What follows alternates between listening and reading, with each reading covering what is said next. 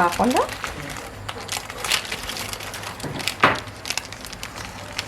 นี่เป็นยังไงคะขอเรื่องเค้กพวกเนี้ยบ้านๆทำง่ายๆไว้ใจมีนะ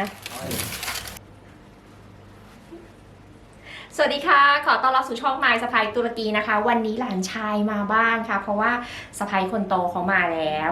จะมาทำตัวนี้ค่ะเค้กนมสดหรือว่าฮอตมิลค์เค้กนั่นเองแต่ว่าวันนี้มีนาจะทำเป็นทูโทนนะคะเป็น2สีหลานเป็นหลานชายไงก็จะทำเป็นแบบว่าสีธรรมดากับสีช็อกโกแลตคู่กันก็จะเป็นลายหินอ่อนนั่นแหละทำง่ายๆค่ะแป๊บเดียวเสร็จสูตรแม่บ้านง่ายๆนิดเดียวไปเริ่มทำกันเลยค่ะ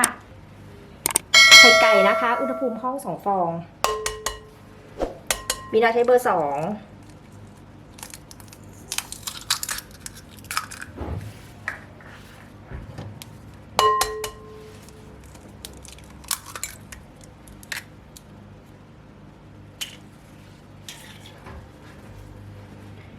น้ำตาลทรายค่ะครึ่งถ้วยตวงเดี๋ยวเราปั่นนะคะให้เขาขึ้นฟู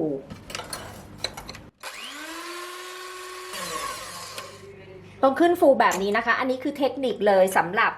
เค้กที่มีส่วนผสมน้อยแล้วก็ไม่ใส่สารเสริมเนาะปั่นจนที่ไอ้นี่มันหลุดสงสัยจะต้องถอยใหม่ เสร็จแล้วเราจะใส่น้ำมันพืชค่ะมีนาใช้น้ำมันดอกทานตะวันเศษ1/4 ถ้วยตวงจ้าใส่ลงไปนะคะแล้วเราก็จะปั่นอีกนิดนึงให้ส่วนผสมเขาเข้ากันเสร็จแล้วค่ะคราวนี้เราจะใส่วานิลานะคะวานิลาค่ะมีนาใช้วานิลาผงนะคะเสร็จแล้วก็จะใส่ผงฟูลงไปค่ะประมาณ1 ช้อนโต๊ะครึ่งก็แป้งสาลีอเนกประสงค์ค่ะหรือว่าแป้งเค้กแต่ว่ามีนาใช้แป้งสาลีอเนกประสงค์นะคะ1 ถ้วยตวงเมื่อกี้มันยังไม่ถึง1 ถ้วยตวงเสร็จแล้วเราก็จะร่อน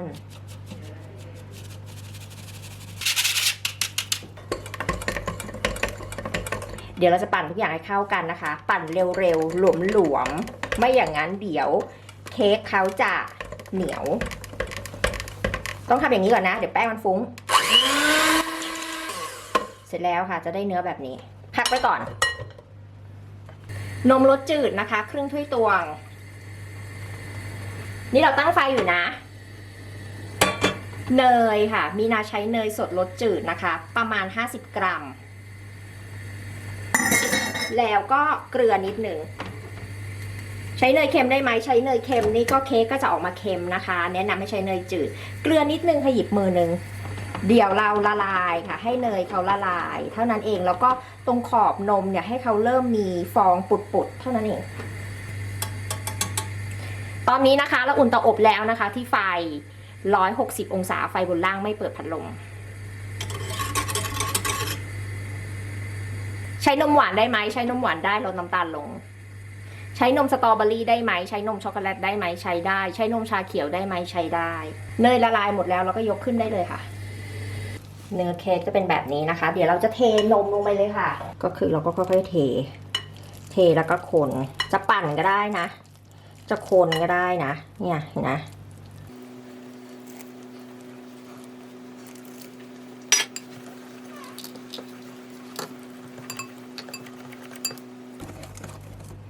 เสร็จแล้วค่ะ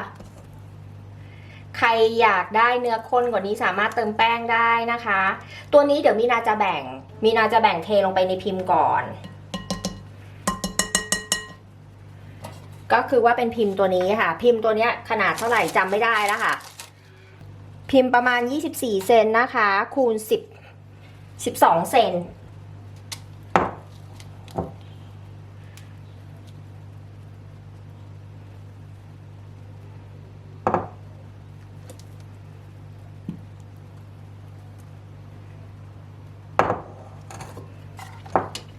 เสร็จแล้วเหลืออยู่หน่อยนึง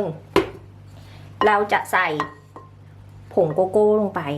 ใครไม่มีนะคะใส่ผงโอวัลตินก็ได้ผงไมโลก็ได้ใส่ไป1 ช้อนโต๊ะคนค่ะคนผสมทุกอย่างให้เข้ากันเค้กใครหนืดมากนะคะสามารถเติม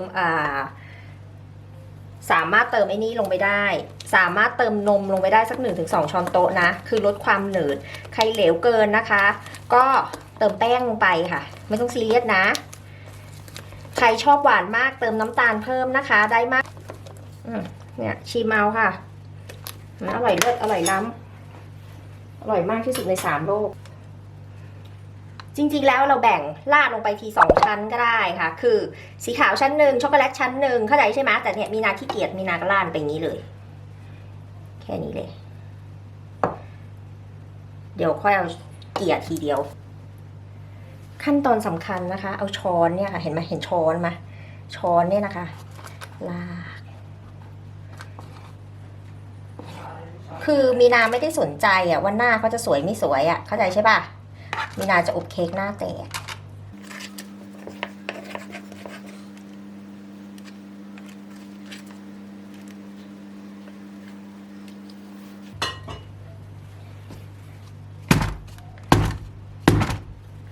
อบค่ะไฟ160 องศาไฟบนล่างไม่เปิดพัดลมค่ะอบมานะคะประมาณ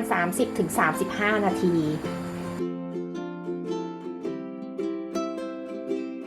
เราจะเช็คสุกได้โดยเอาไม้เสียบลูกชิ้นนะคะจิ้มลงไปค่ะถ้าดึงขึ้นมาแล้วมันไม่มีเศษแบบของเหลวติดขึ้นมาก็แปลว่าใช้ได้จริงๆแล้วตัวนี้มันยกขึ้นได้เลยนะ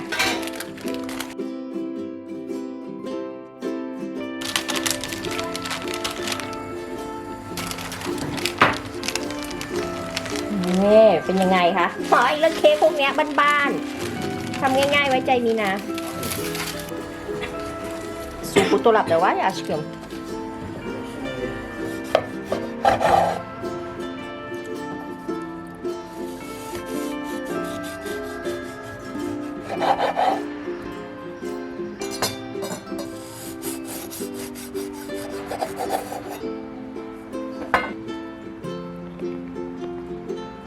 นี่นะคะนุ่มๆเลยค่ะยังไงฝากกดไลค์กดแชร์แล้วก็ติดตามให้มีนาด้วยนะคะเนื้อในจะนุ่มแล้วก็มีความฉ่ำเวลาเก็บนะคะควรเก็บใส่ภาชนะที่มีฝาปิดเลยตอนเขาอุ่นอะแต่ไม่ใช่อุ่นมากนะคืออุ่นจนเกือบเย็นนะคะเท่านั้นเองแล้วเขาจะคงความนุ่มอยู่อย่างนี้ละค่ะหรือไม่ก็หั่นเป็นแบบนี้นะคะแล้วก็เก็บใส่ถุงเป็นถุงเก็บไว้กินได้หลายวันค่ะ